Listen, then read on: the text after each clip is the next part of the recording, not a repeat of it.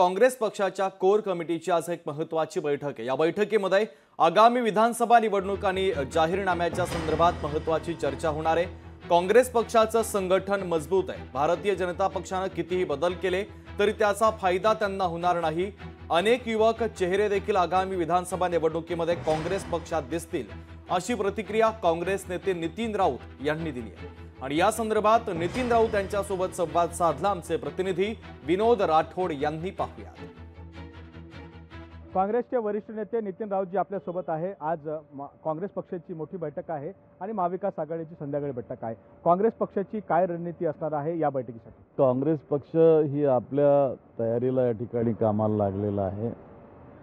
Manifesto निवडणुकीच्या निमित्तानं बनवणे, मित्र पक्षांशी चर्चा करणे आणि संघटनात्मक बाबींवर त्या ठिकाणी विचार करून संघटनेला निवडणुकीत कामाला लावणे, या सर्व बाबींच्या संबंधी या ठिकाणी आज चर्चा या ठिकाणी होणार आहे।